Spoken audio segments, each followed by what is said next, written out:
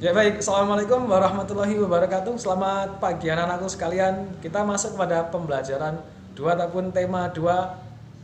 Ya, sebelum kita masuk pada tema 2 ini, silahkan dilihat terlebih dahulu perlengkapan-perlengkapannya apa yang belum disiapkan.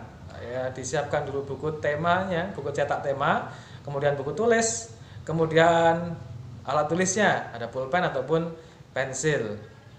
Ya, pada dasarkan terima kasih banyak atas semangatnya yang selalu ada pada diri kalian masing-masing saat belajar di rumah, dan kita sama-sama berdoa semoga kita segera dapat kembali bertemu di sekolahan. Mudah-mudahan kita sama-sama dapat belajar bersama-sama kawan dan juga Pak Guru di sekolahan lagi. Oke anak-anak sekalian, kita masuk kepada tema 2, selalu berhemat energi. Apa yang kalian ketahui tentang energi? Menurut KBBI ataupun Kamus Besar Bahasa Indonesia, energi sendiri didefinisikan sebagai daya ataupun kekuatan yang dipergunakan sebagai proses kegiatan. Ya. Kalau ibu kita memasak, ya, saat ibu kita memasak itu diperlukan energi panas. Ya.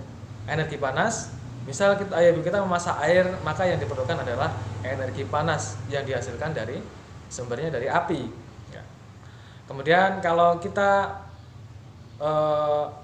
menjemur pakaian, ibu kita menjemur pakaian atau kita menjemur sepatu setelah kita cuci, maka yang kita perlukan adalah energi panas juga yang bersumber dari matahari. Baik, kita masuk kepada pembelajaran 1, subtema 1, sumber energi. Kita masuk pada halaman 1, dibuka anak sekalian bukunya. Energi sangat penting bagi kehidupan kita. Semua makhluk hidup membutuhkan energi. Tahukah kamu sumber energi? Ya. Ayo kita pelajari. Baik, coba kita lihat pada gambar di bawah. Matahari memiliki peran yang sangat besar dalam kehidupan karena merupakan sumber energi terbesar di bumi. Panas matahari berpengaruh terhadap aktivitas manusia dan makhluk hidup lainnya di bumi. Ya. Bahkan pohon kita lihat di gambar itu ada pohon tersebut tidak akan bisa hidup ketika tidak ada matahari. Ya. Kemudian kita lihat di bawah itu di gambar tersebut ada aktivitas ibu dan juga kedua anaknya. Ya. Kita namai saja anak tersebut si Budi. Dan si ibunya adalah Ibu Budi, dan anak kecil atau dedek kecil yang ada di keranjang itu adalah adiknya Budi. Oke, Budi sedang melakukan aktivitas olahraga pagi. Kemudian ibu sedang menjemur baju ataupun pakaian di pagi hari, dan adiknya itu pun sedang berjemur untuk mendapatkan matahari pagi juga. Nah, kita masuk kepada halaman 2. Apa yang diceritakan pada gambar tersebut? Yang di dalam gambar tersebut menceritakan bahwa Ibu Budi dan juga adik Budi sedang melakukan aktivitas yang memanfaatkan energi dari panas matahari. Dan juga ada pohon juga itu yang sedang memanfaatkan atau menikmati hasil dari energi matahari. Kemudian nomor 2, berdasarkan gambar, dapatkah kamu menyebutkan apa saja manfaat matahari bagi keluarga tersebut? Mengapa demikian? Kemukakan alasanmu. Untuk soal ini anak sekalian, soal 1, 2, 3 ini tidak perlu kalian cukup kalian tulis ya. Boleh kalian tulis dari hasil dari menyimak Pak Reda ini. Kemudian untuk yang buatlah tulisan dengan menggunakan jawaban-jawaban di atas. Ini baru silahkan ditulis kemudian difoto dikirimkan ke Google Classroom. Ingat, untuk 1, 2, dan 3 itu tidak perlu difoto kemudian dimasukkan ke Classroom. Cukup yang tulisan dengan menggunakan jawaban-jawaban di atas. Oke, baik anak sekalian. Silakan buka di halaman 2. Kita baca nomor 1, 2, dan 3. Apa yang diceritakan gambar tersebut? Kemudian berdasarkan gambar, dapatkah kamu menyebutkan apa saja manfaat matahari bagi keluarga tersebut? Mengapa demikian? Kemukakanlah alasanmu. Ya. Kemudian 3, apakah kamu dapat menyebutkan contoh kegiatan lain tentang manfaat matahari bagi kehidupan kita sehari-hari? Selain di gambar tersebut, ya, selain di gambar yang sedikit Pak Reza ceritakan tadi, kira-kira apa manfaat sehari-hari dari matahari yang kalian rasakan dalam keseharian kalian? Baik, buatlah tulisanmu dengan menggunakan jawaban-jawabanmu di atas. Jadi setelah kalian menjawab nomor 1, 2, dan 3 tadi, itu silakan dibuat suatu tulisan di bawah ini, digabungkan antara jawaban 1, 2, 3 dan 3, 1, 2 dan 3 digabungkan di kolom di bawah ini. Silahkan tulis di buku kalian. Jadi selain kalian menulis jawaban 1, 2, dan 3, kalian juga membuat jawaban di bawah kolom ini dengan kumpulan dari jawaban 1, 2, dan 3 ditulis dengan tulisan yang rapi. Baik anak-anak sekalian, jika kalian sudah mengerjakan pada halaman 2, sekarang kita masuk kepada halaman 5. Ya. Coba kalian amati pada kolom bagian bawah. Sekarang temukan sebanyak-banyaknya manfaat energi matahari bagi makhluk hidup dalam bentuk peta pemikiran di bawah ini. Sertakan gambar akan lebih menarik. Anak-anak sekalian, silahkan buat gambar matahari di tengahnya, ya. Di situ ada berapa kolom? Kita hitung bersama. Ada 1, 2, 3, 4, 5, dan 6. Ada 6 kolom yang meliputi matahari. Silahkan kalian buat gambar matahari di tengah-tengahnya, kemudian tulislah manfaatnya di ke-6 kolom tersebut. Ya, misal kolom 1 manfaat energi matahari apa, kolom 2 manfaat energi matahari apa, 3 apa, 3, 4, dan 5, dan seterusnya sampai ke 6. Baik anak-anak sekalian, jika kalian sudah mengerjakan tugas, maka kita masuk pada halaman 7. Kita sama-sama membaca tentang teks berikut. Indonesia memiliki sumber daya alam melimpah.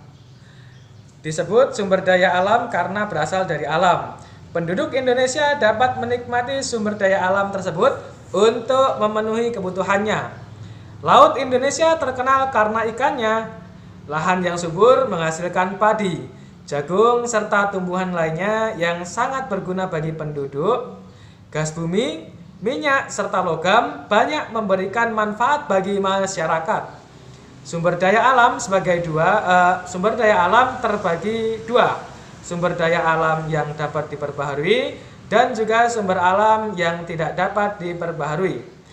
Sebagai anak Indonesia, kamu harus tahu apa yang termasuk ke dalam keduanya dan apa dampaknya apabila kita kekurangan keduanya.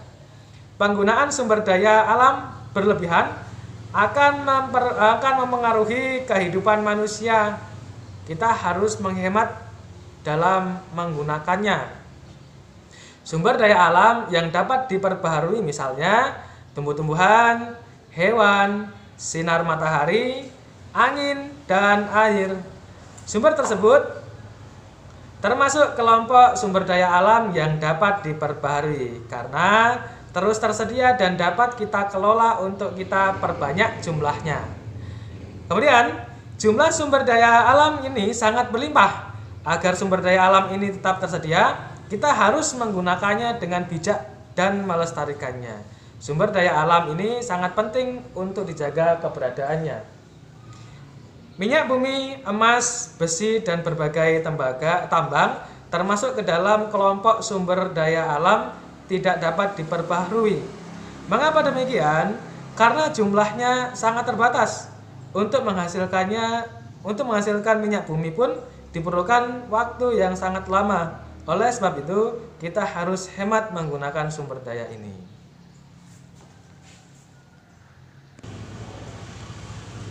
Ya sekalian, kita sudah membaca mengenai sumber daya alam yang ada di Indonesia. Sekarang kita isi bersama pertanyaan berikut. Berdasarkan teks, Berikanlah masing-masing 3 contoh sumber daya alam yang dapat diperbaharui dan yang tidak dapat diperbaharui. Kedua, berilah 3 contoh lain di luar teks sumber daya alam yang dapat dan tidak dapat diperbarui. Kemudian nomor 3, berikanlah contoh kegiatan ekonomi yang memanfaatkan kedua jenis sumber daya alam tersebut. Jadi apa saja kegiatan ekonomi yang memanfaatkan kedua sumber daya alam tersebut? Sumber daya alam apa saja yang kedua tadi? Ada sumber daya alam yang dapat diperbarui dan juga tidak dapat diperbarui. Nomor 4, tuliskan pendapatmu tentang kegiatan ekonomi tersebut.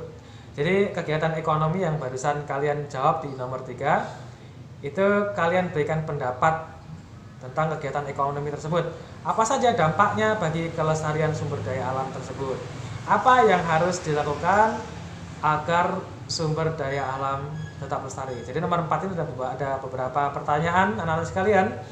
Pertama, pendapatmu tentang kegiatan ekonomi itu apa? Kegiatan ekonomi yang kalian jawab di nomor 3. Kemudian apa saja dampaknya bagi kelestarian sumber daya alam tersebut? Dampaknya apa kira-kira kegiatan ekonomi yang kalian jawab itu? Kemudian apa yang harus dilakukan agar sumber daya alam tetap lestari? Kemudian hasil dari jawaban ini kalian tuliskan. Setelah kalian tulis, kemudian difoto, kemudian dimasukkan ke Classroom. Baik anak-anak sekalian, apabila ada yang perlu ditanyakan, maka boleh bertanya melalui Classroom. Apabila ada soal-soal yang kurang jelas dan juga ada materi yang perlu diperjelas kembali, boleh ditanyakan melalui Classroom. Selamat pagi, silahkan dikerjakan. Kerjakan dengan semangat, jangan lupa berdoa terlebih dahulu sebelum mengerjakan. Assalamualaikum warahmatullahi wabarakatuh.